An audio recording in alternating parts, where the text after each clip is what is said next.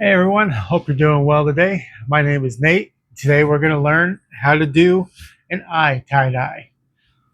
So you need a few supplies first, so be sure to look over this list and check over, make sure you got everything, and then we'll get started. So we're going to start off turning the shirt inside out first, and then laying it face up. And you're going to want the shirt to be even on both sides. You're going to want it to be flat, take out all these wrinkles. And then your collar up here. So the smoother your shirt is, the better your overall product is going to be. So you pretty much want no major wrinkles. These like little wrinkles, they're okay. They're not going to show in your work. But something like this, obviously. So you want to get all this out. Take your time. Don't rush. The better this is, the better your shirt will be when it's done. Fix that collar area right here.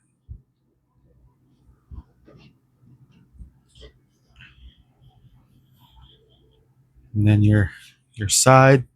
So it's going to be a mirrored pattern, but we're also going to separate the front and the back. We're going to do the sleeve through sleeve method. But before we do that, we're going to draw our eyeball pattern on here. So we need to find the middle point of the shirt. And I do this by taking the two ends, folding them together, taking my finger, and right here is going to be my middle. So I'm going to mark this side, and I'm going to mark this other side.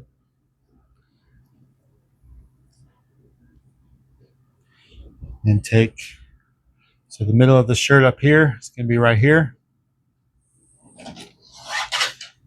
And I usually do this by hand, but for purposes for this, it is easier with a ruler. So if you have a big meter stick like this, go ahead, draw your line right down the center.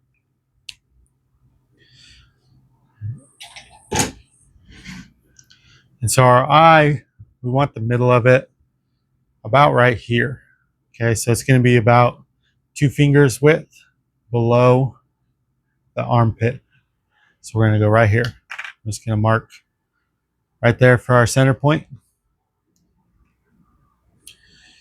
To do an eye, so you're going to have your like outer circle. Basically, this might be a little big, so I'm going to use multiple washable markers here. That way I can do a lighter color here to start, just in case my circle is not drawn correctly or it's drawn too big. And then my final layers will be a darker color. Okay, so there's that. And then our outer part of the eye, this may be a little too big. We'll see. We'll see. I think we're about just right. It's about the biggest our eye can be for this size shirt because we're getting real close to the edge here. I do draw with both hands. I am ambidextrous. I don't draw as well with my left, but I just, for the stuff like this, I like to do one side with one hand, one side with the other, so there's not as much crossover. It's a little easier to mirror things. This is a mirrored pattern, so technically we're only going to really need half of this, but I like to draw the whole thing so that we can kind of get a visual on how it's going to look. Okay, so then the inner part of the eye here, it's going to be the pupil area, depending on how big you want that to be.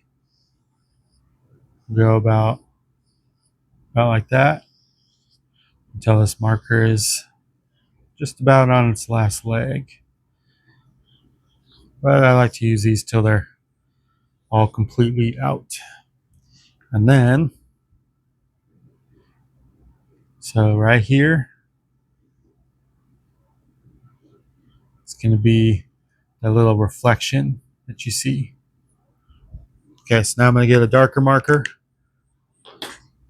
You can see what we're going to do. So I'm going to tie this side.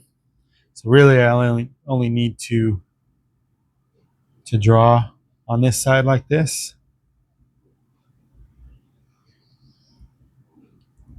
I am going to draw on this side just so that you can see it. But this side over here is basically, it's not really any point in actually doing this unless you need the visual to see that it's right. As I know some of us need to see it in order to know. And once you do it a few times, then you'll get the hang of it. Then you'll be like, oh yeah, I know that if I do this, it will look like this. But okay. Yeah, I can't draw a circle as well with my left hand. So I do draw more with my right, although I am more left-handed. I was not allowed to write with my right hand in school, so I was taught to do that right-handed, which is probably why I'm ambidextrous. I would naturally be left-handed if I wasn't forced to be right like this. And so I write with my right hand and draw with my right hand. And as a left-hander, I can draw with my right hand better than most right-handers. Okay, so here's our eye. We are drawn. Now we're going to do the sleeve through sleeve method. I'm going to turn this 90 degrees like this. And then we're going to take right here and pull. Pick it straight up and lay it flat. So you want this middle line to be right here in the middle. Once this line is lined up, then you can start working towards the rest of the shirt. So I'm going to pull the collars just like this. Now I'm going to come down here, pull this. Then we're going to pull that a little bit. Now the sleeve through sleeve is literally take your hand through both sleeves, grab this sleeve, and you're going to pull it through this sleeve. And then you're going to line it up. So take your seams down here on the bottom and line up this seam so that your armpit seams right here are lined up. And then I take my hand and spread open this sleeve. That way the inner sleeve is touching the outer sleeve. You have to come over here, possibly adjust the shoulder seam right here. So you're going to want this seam and the seam that's underneath to be lined up right here. And you can feel that just by running your hands on there and feeling it. Okay, so once that's there, once you've got your sleeve lined up, so I typically now fold the sleeve flat, grab here, grab right here at the armpit, and make a pinch. So what this is going to do is, in order to actually lay the shirt flat, there's going to be this crease that's right here. So this is going to flatten out our shirt. You can stick your hand underneath and push out to make sure that bottom layer is lined up flat with this top layer. And you're going to probably have to come over here into the armpit too and push to make sure that all of those folds are folded into each other. So if your layers are separated from each other, then they won't look the same on side to side, and you'll have an inconsistency in dye, and you'll probably have white spots on half of it that are not on the other half. And so you're going to want to make sure all of this is in line and flat and smooth. All right, so see how I fold this over? There's a couple wrinkles here. I want to get those out as well. Smooth that out. Okay.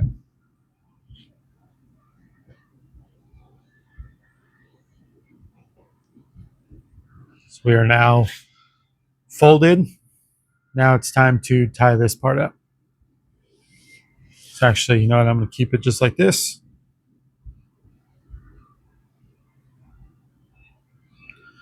We're going to start, take some sinew.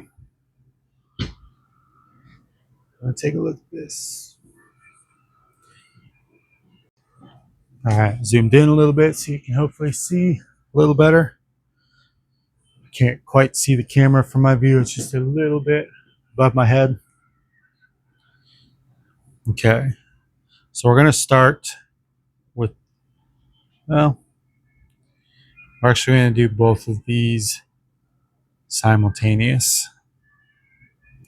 So I'm going to work more on this inner one. And these folds, I'm going to continue out to here. So what we'll do is a smaller fold here, a little bit larger fold here. So it's kind of like, actually this is a fan fold going around. So really, you could probably actually put your finger right here. Nah, that might be a little much. If you've got hand dexterity like I do, put your pinky here to hold it. But that might be a lot.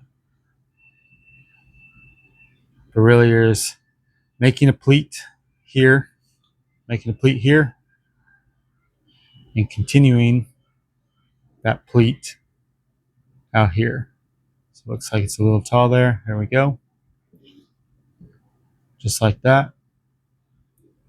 And I do like to turn as I do this. So I always want to pleat towards me. I don't want to turn all the way around. So if you need to turn the shirt like that, go ahead. Do what feels most comfortable for you. Okay, so there's our next one. And this, not sure if you can quite tell on the camera, but these are much taller than this side.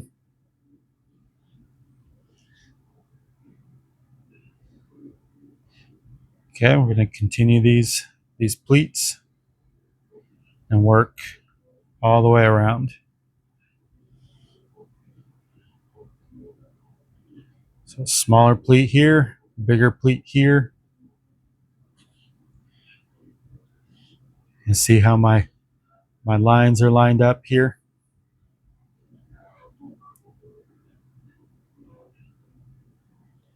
Okay, looks like we got one more out of this right there. Okay. So there's inner part, outer part. And we're going to take our sinew.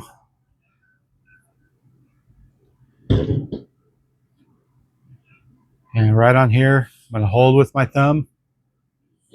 And this is going to get wrapped probably 4 or 5 times total. So here I'm just going to give it a little pull just to pull it snug on itself. If you pull too tight, the whole thing will slip off. So now that I've got that wrapped quite a few times, give that a nice pull. As hard as it'll pull without slipping and without breaking. This is what gives the resistance.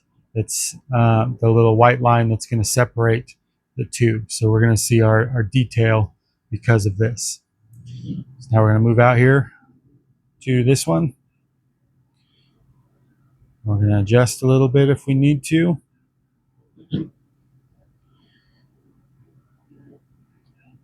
So you see how it's not 100% perfect. It's okay. My circle was also not 100% perfect.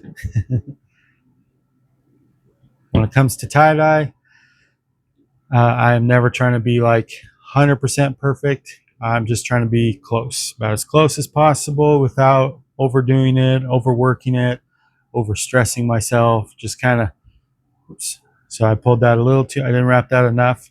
So see how this has pulled this whole thing? Don't want that to happen, okay? So I need to unwind, pull that back. So there maintains a little bit of slack in there. So we want this to keep its shape. So I'm going to wrap this again, except for this time. Wrap a couple more times.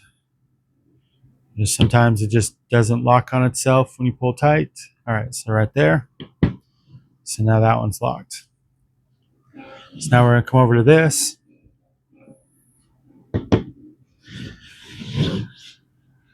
And so this part might be a little tough here. So you can, because it's mirrored and I'm trying to meet in the spot, I'm actually just going to well, I'll start with one side. Okay, so you want to work, you're going to pleat all the way around. And because this is so close to here, trying to go all the way to here and back might be a little difficult. So you might have a little struggle here. You might see me struggle a little bit. So the center part is probably going to bunch up a bit. It might be a little hard for me to show from this straight up angle. Not quite sure what angle will actually look good for doing this, but we're going to pleat. We're just going to continue this line. So I know you can see this line. So even though it wraps around, that's what we're going to continue here. Let's just follow the line. When you get to this is the edge of the eye here. So now you're going to pull, you're going to hold it here. Start working this fabric over. And continue your pleating. So the pleats may not be perfect. It's okay. You want them as close to the same, like the same height as possible.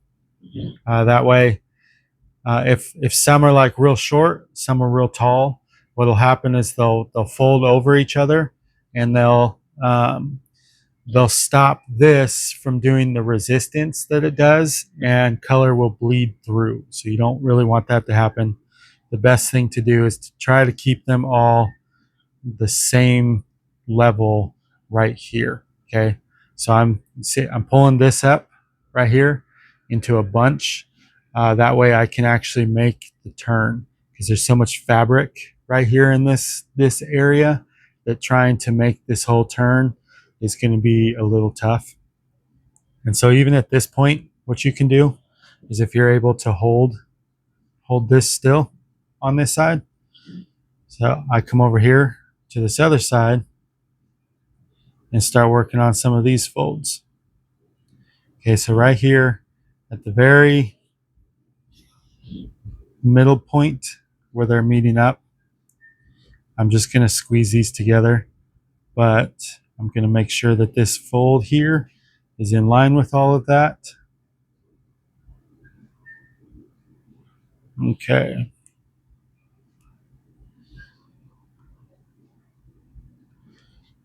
So, as you can see, I'm going to move some of this so you can see it a little better. So I'm pulling this middle part out a little bit so that I can try to get the outer part of the eye this way, and then these parts of the eye that way as much as possible. Your line is probably not going to be straight right here, as you can see how it curves quite a bit. So we're going to get, when we go to tie this, so I'm wrapping it pretty much along this line. It is a little over to the side. I kind of want the average of this line, if that makes sense. So then we're going to come over here and get it as close to this line here as we can, because once we tighten this, it's going to pull those two sides together. So we are angled a little bit like this. It's angled similar to how you would angle like the mandala ties, if you've ever done a mandala. I will be doing a how-to mandala tie in just a little bit, so I'll probably actually be doing that today. I'm planning on making a few videos today, so we'll see what all I can get done. Okay, so here's my wrap. I've just wrapped that about 4 times. So see how it doesn't quite reach all the way there, it doesn't quite reach all the way there, but it runs through the middle. So that's going to give us our eye shape. It's not going to be exactly the same as how we drew it, but it's going to be similar.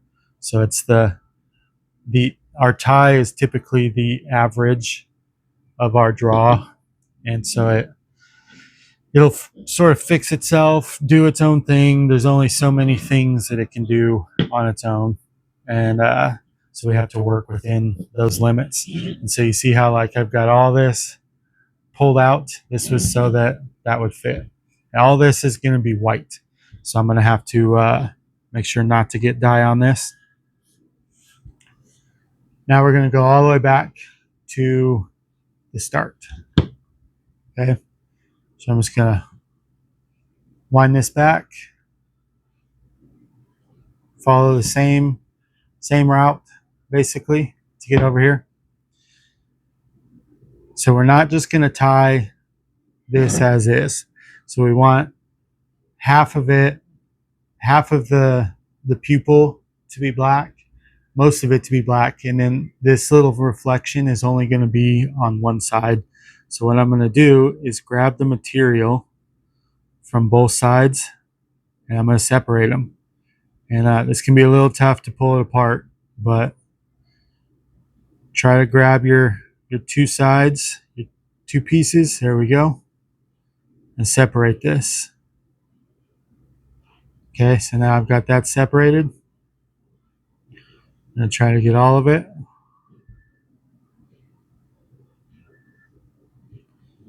Okay, so now we're going to come over and grab this part that's drawn. We're going to grab the center of it. We're going to find the center. So we're going to make sure this is lined up with this line here. And then this line here, it's lined up with this line here. And we're going to do an isolation and just isolate that right there. It's kind of like a geode tie. It's like an isolated, pleated scrunch. It's a bunch of things in one. I know the Kenny style is sort of like those things too, but a little different. So I call this just an isolation. These are all isolations because you're isolating a point, isolating an area, isolating another area, isolating another area. There, so that way we can now have all of our areas separate. Okay, so that looks good right there. I'll make sure that's good and locked. And I am done with the sinew. So we're gonna go ahead and cut that off. Give yourself enough to be able to grab and untie. If you do it too short, you might not be able to get this untied, especially if when this is wet, it can get a little tough. Okay, so now what we're going to do here is we're going to take the sleeve and open it up. Make sure you got both sleeves in the center. We're going to scrunch this down, and the rest of this is going to get turned into a Rorschach scrunch. So we're going to fix this a little bit here, okay, and then we're going to scrunch up the rest. And I do controlled scrunches that do not like, so say you go to scrunch a whole bunch and this all folds over here and you just do it like that, and then you put dye on here. Well, everything here will not get dyed. So you may want to make sure you do not do stuff like that. And so on my scrunches, I just take little bits and scrunch it into itself so that it just scrunches flat, and then take the next part and scrunch it into itself and just continue scrunching in. And I want all of this to go this way a little bit, okay? So we want it to stay away from here. This is our main pattern that we just worked on. Okay, so I put my hands on top and press down as I squeeze in. That way it doesn't pop up and fold over itself, but it just scrunches in tight. And with it being slightly wet still, just barely, it holds most of its shape. And that way it gives it its memory, and it's good to go. Okay, so now we're going to use some fishing line here. This is 15-pound fishing line. This is about the smallest I go. I actually probably prefer the 20-pound. When you go to tighten this breaks very easily. So the 15-pound isn't very strong. And sometimes when it snaps in the spool itself. And when it does that, when it snaps in the spool, you have a hard time finding the end. Okay, so I tied a little slip knot here.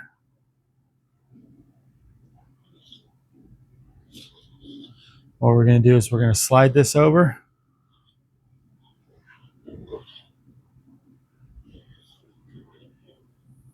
So one side needs to go under, one side over.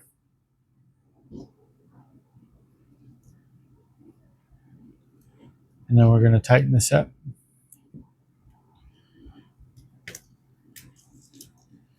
Okay, you don't want to go too tight. But I put my hand on here while I tighten it so that it tightens into itself and doesn't bunch over itself. So if you pull the edges too tight, they'll collapse on themselves, and you do not want that to happen. Okay, and so now I'm just going to go through and wrap this whole thing, and I'm just binding it together. This is making it so that it's no longer loose, and this is where the detail from the scrunch will come from. So the tighter this is, the better, the more, the sharper your pattern will be. And then if you were to use rubber bands, you could actually rubber band this part. And I'm not as big of a fan of the rubber bands because it doesn't quite leave the same detail as this will. It is a lot faster, it is a lot easier. But since we spent the time doing this, we're going to spend a couple more minutes to do this. And then in the end, you'll see the difference in the overall product. This will have very crisp lines in it. Let's see, wrap around that a little bit. Yeah, so this could take quite a few wraps. With rubber bands, there's only so many you can put on it before it gets the outer tension. It has more than what the inner tension can sustain, and it will collapse over itself. And so at this point, I'm about at the point where I can pick it up, but not quite. I still need it flat for when I pull it tight. And I still got like loose flaps over here. So I'm gonna make sure I get all of that.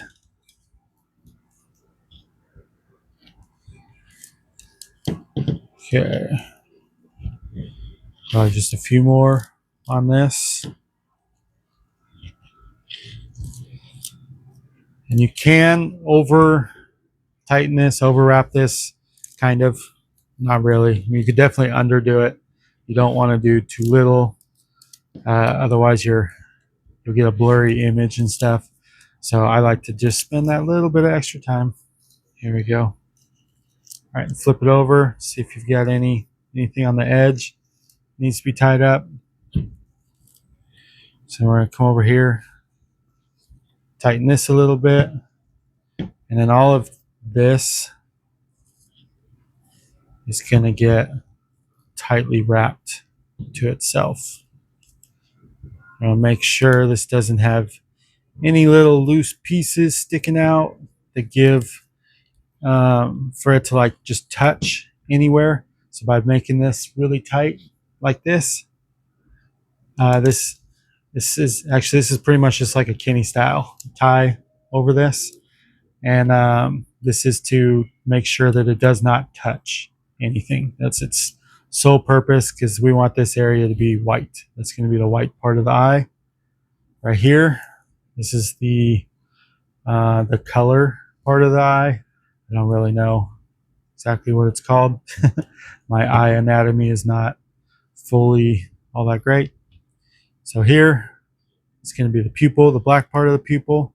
So we're going to tie that up too. Just do the little Kenny style tie over this, but not super tight, because we don't really want, I mean, I guess if you wanted that Kenny style detail, yeah, for sure. Definitely tie that tight if you want that Kenny style detail in there. But I'm just doing this, and then I'm going to do this over here, over this white part of the eye. That way, once these have dye on them, they are much less likely to touch each other and transfer dye to each other. And that's something that we don't want to happen. Okay, so I'm going to go back down here, finish wrapping this. And the easiest way to finish this is just to go over one of your ties, like right here. Wrap it a few times, just like with the sinew, and then pull it tight. That way it locks, just like the sinew does. But don't pull it tight enough for this to snap. You don't want this to snap. It is a pain to try to pull it out of here if it breaks in there. Cut that. And there's our tied shirt.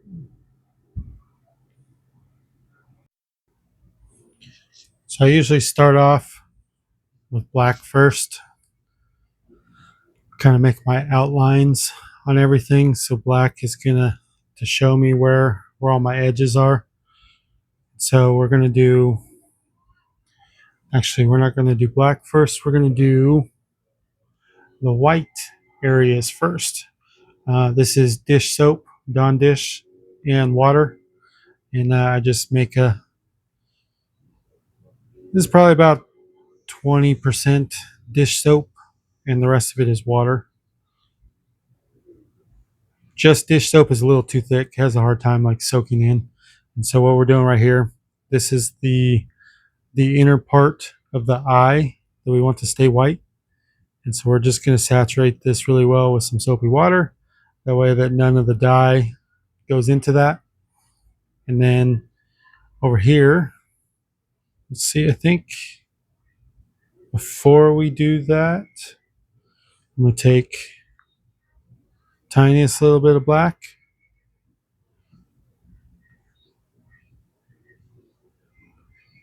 We're going to put a little outline just right there. Not a lot. We don't want a lot of dye there at all. And flip it over, same spot on this side. It's just a little bit.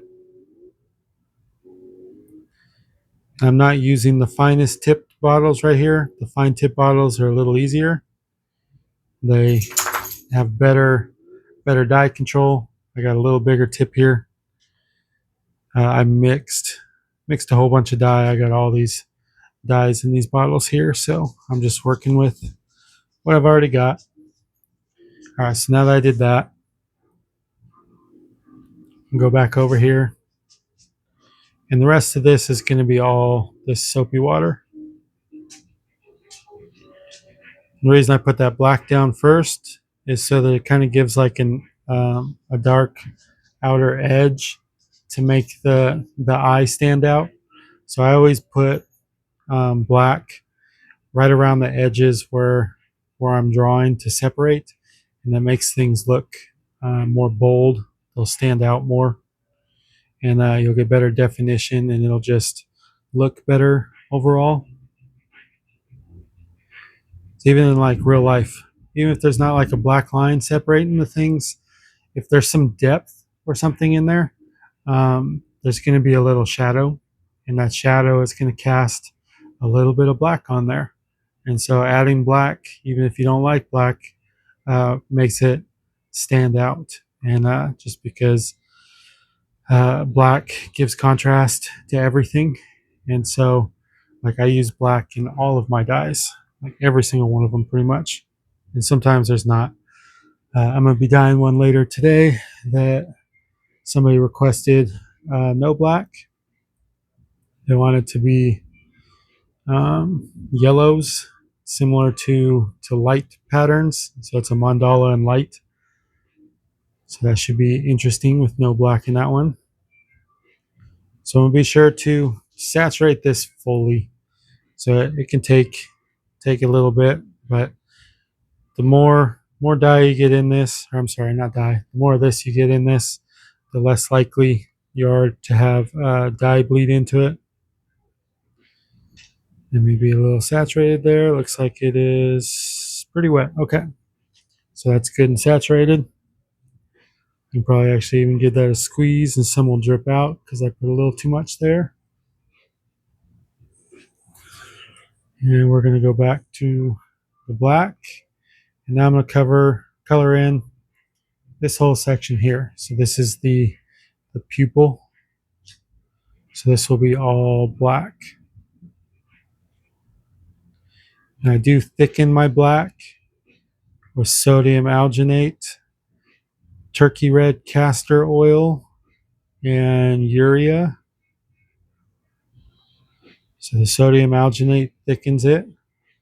The urea helps it dissolve more. And it helps it stay wet longer. It is a wetting agent. It is also a solvent. So it helps you break down more dye in less area. And then the turkey red castor oil is a surfactant, and so it'll help. It helps it grab when you're trying to put dye on, so that it doesn't like roll off or bead off.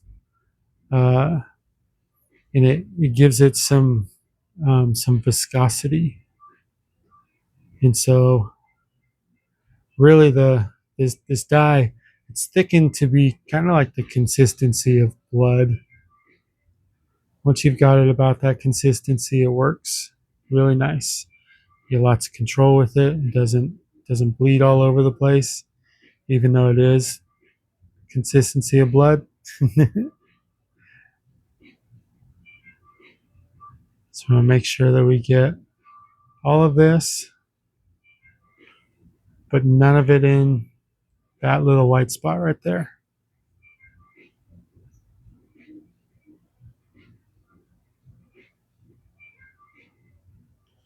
Just little drops at a time. Never rush your dye. If you try to add too much dye at one time, it will bleed. It will go in places where you do not want it to go, and you will have a messy product. Okay, so I think I got enough black in there.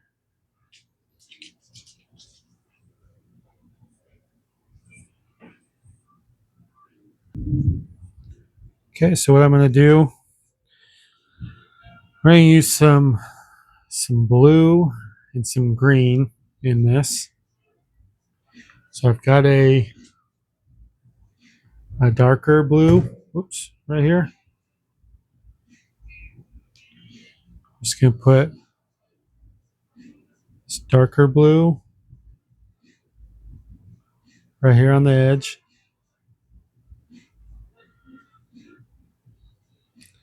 And I'm going to put a little bit of it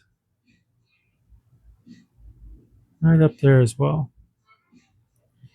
I'll flip this over, put a little bit of it, just a little tiny bit on the edge. What this is going to do is make the inner and outer portion of the eye a darker blue. Because that very outer portion of the eye has a little bit darker color in it. Same with once you get a little bit closer in towards the pupil.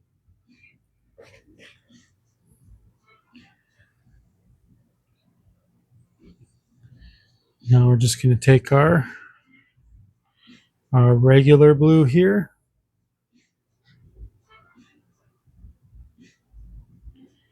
and go over it just on this one side. I know it looks very similar, but once we wash it out, there'll be some difference. Now we're going to go over here to have some really light blues. So this is my blue 2.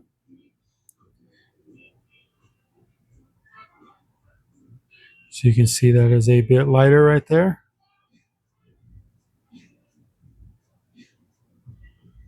And then on the farthest inner portion right here, I'm going to be using my lightest blue.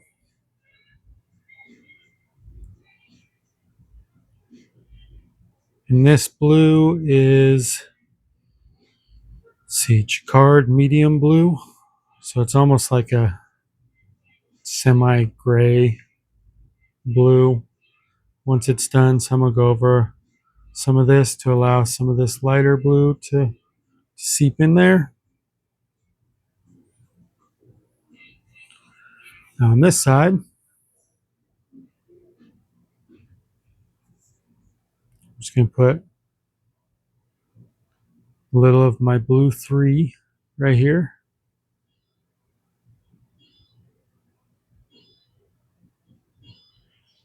Now we're going to come over here to these greens.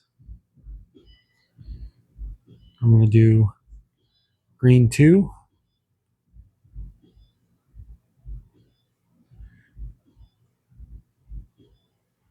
So this is a almost a pastel green.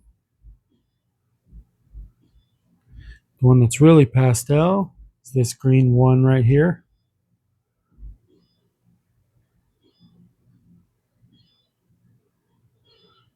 So what we're going to do is put enough on there to where it saturates in there well. I might have oversaturated this. I'm going to come absorb some of this dye. I do want those colors to mix a little bit so that it gives it sort of a turquoise in there. I'm going to take some of this blue.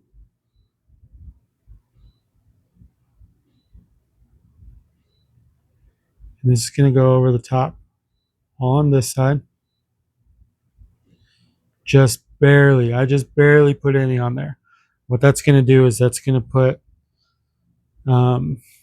stripes going through it. So as it's opened, you're going to see little striations going all the way around it. And same with on this side. What I'm going to do on this side is this is going to get a little black.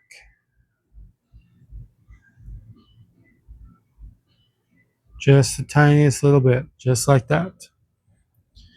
And I may have put a little too much on there, so I'm going to go absorb some of that real quick. There we go. So that's the eye. Eye is all colored in. We're going to make our outline here. And it looks like some of that got into that part that's white right there, but a little bit is fine. That's why we saturated that with all that soap water. That'll keep it from bleeding farther in. It'll just stay right there on the edge. Kind of give it a similar shadow look like what's over there. So we put a decent amount, but not too much. So we just want to make sure that there's a border that goes all the way around. And then one side is going to get a little more black than the other. So we'll pick a side. Let's see. So we'll make this top side. So what this is going to do, by making black more on one side than the other, just like this. So there's going to be color right here. this is going to make it look like eyelashes by only doing that. So there'll be a couple marks that come out from it that look kind of like eyelashes. Okay, so we're going to straighten that out. Set that right there.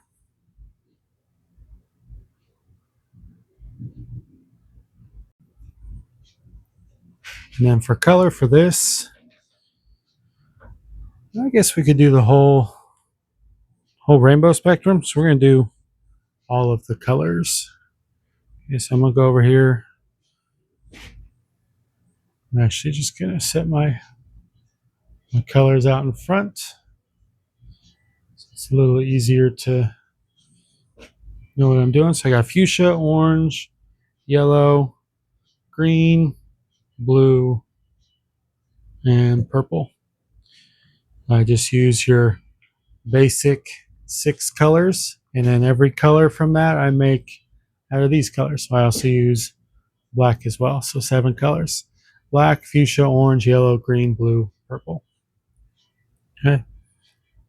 So I think what I'm going to do is we're going to do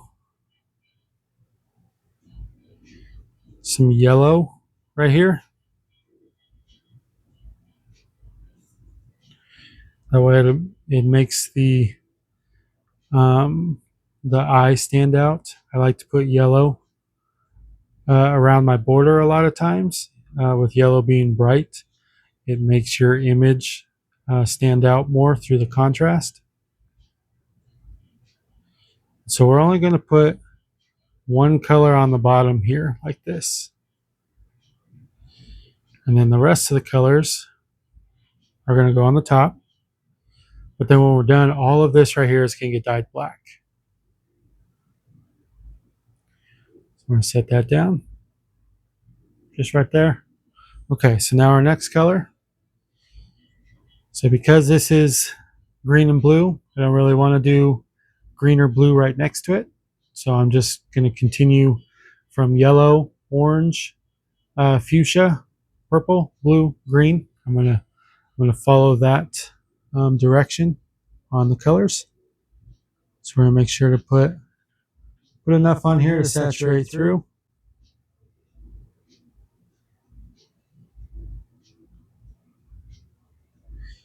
And depending on how much of each color you want will be how wide this is.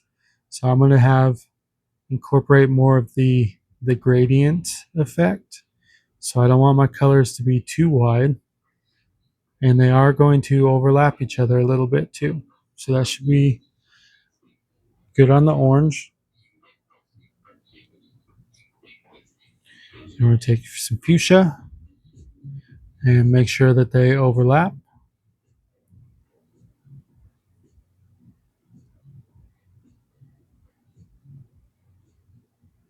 And I am following the curve here a little bit. See how the back end is going to curve?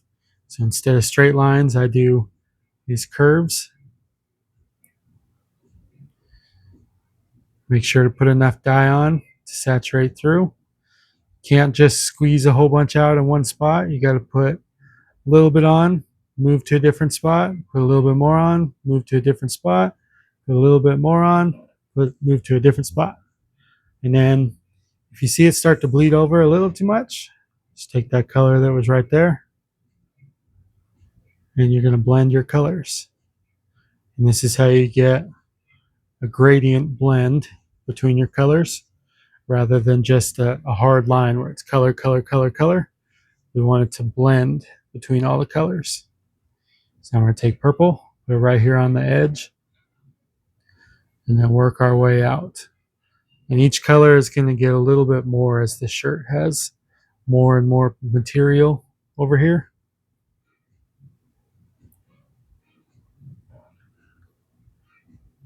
And this purple right here is actually fuchsia and blue mixed together. I ran out of my true violet that I normally use, and instead of ordering more dye, I just mixed some colors with what I have. Okay, you see how it's starting to bleed over, so I'm going to come back over, grab some more of this fuchsia, and we're going to blend those two colors.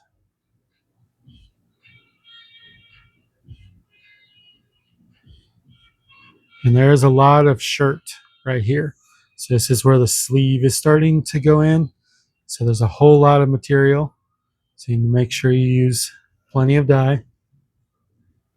If you need to flip it over and look, so you'll want to see the dye starting to come through. If you're not seeing it come through yet, you need more. So I'm going to come over, definitely add some more purple. Definitely going to need quite a bit. And getting this effect is not a quick process. It is a slow and steady wins the race kind of thing. So just do a little bit at a time. You can move on to your next color so that this doesn't continue to spread. And then you keep adding your next color and then keep going back. And you keep doing that until it's saturated enough. If you keep adding one color over and over and over, it's just going to get whiter in that one spot and whiter, and it's not going to go where you want it to go. So you just add a little bit, let it soak in, move to another spot, let it soak in, another spot, let it soak in. You can kind of like a little bit from one end to the other like this. But you're going to have spots that are going to need more dye than others. So you'll need to pay attention to what needs dye, where dye is going, how much is going there. So right here, this color is actually probably going to be covering more of the shirt than any of the other colors, because right here is a lot of material in here. Go back through, add some more purple.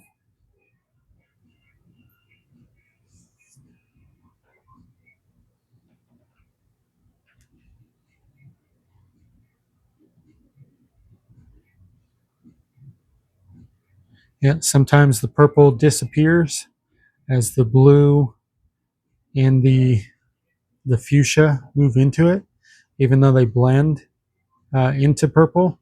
I don't know, it's weird. It has this effect where like you put a bunch of purple, you put a bunch of that, you put a bunch of that, and all of a sudden they take over the purple, sort of. Like you can see the purple, but you can't see it that well. So I make sure to put plenty of purple. Come back over here, put plenty of blue.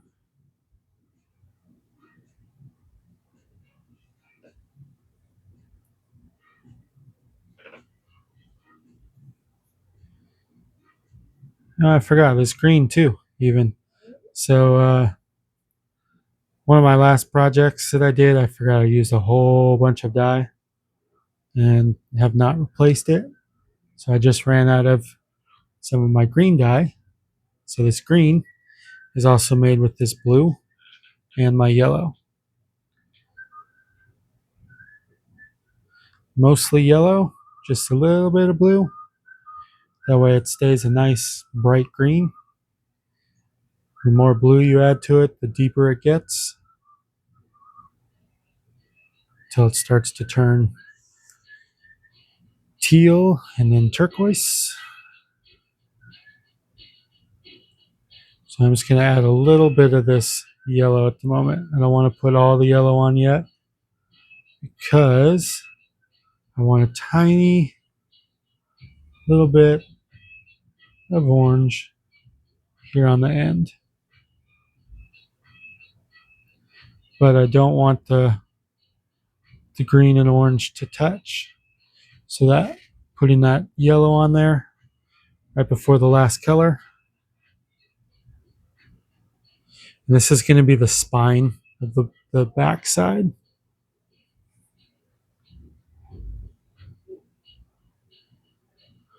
All right, so I'm going to put a bit of yellow in here. Yellow mixes with that green. Just makes it a brighter green. So I'm going to flip over. See how much dye we got here. So it looks like, let's see, it looks like we could use some little fuchsia and a little purple. I think we might be pretty good on these other colors here. Set that down carefully.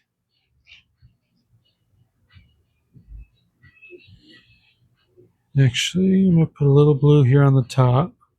So I think some of that blue that we're seeing on the bottom is the splitting out from this purple. And because they are a mixture of the two colors, it does split. I'll put a bit of purple right here.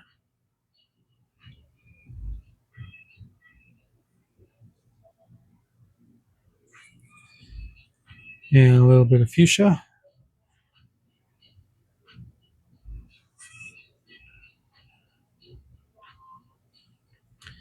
And that should be good on color. Now we're going to take our black and cover the whole thing very quickly and lightly. But I'm not going all the way to the edge here, so I don't want a whole lot of dye to come out of here. Just a little bit. The finer tip bottle is definitely a better choice for this. Okay, so this is going to make some darker spots. Okay, so I'm going to flip it over, and I'm going to hold it because I don't want that white to touch anything that's down here. So I'm going to hold it like this, and we're going to cover this whole side in black too. Make sure to get all of the white. And try not to put too much here by the spine. This is the middle, and it's going to touch the black on the other side. And if you put too much, you'll just have a big old black blob in the middle of your back.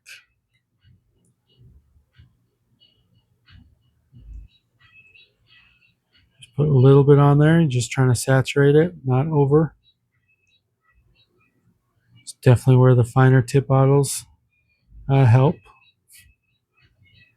I like to make things more difficult for myself, not on purpose, just seems the way things are. Okay, so I think that's going to be enough black here. So now we're fully tied. I'm going to wrap that in plastic and let it sit till tomorrow, and then we'll wash it out.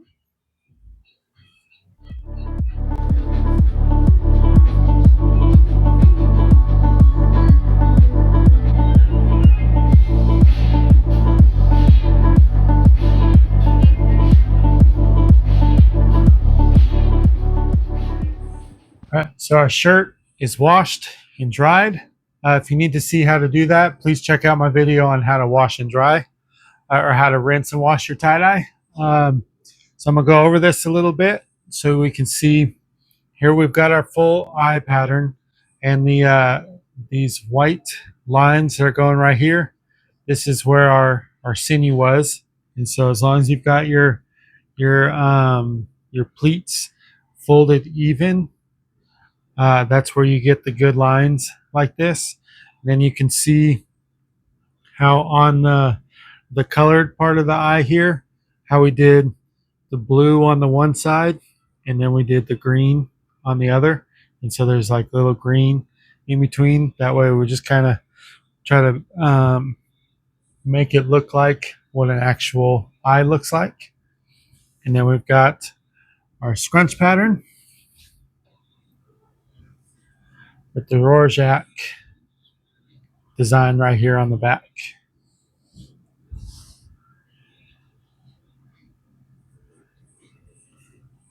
So if you have any questions, please be sure to leave them in the comments, and I will get back to you as soon as I can. My name is Nate. Please click like and subscribe for more videos. Thank you for watching.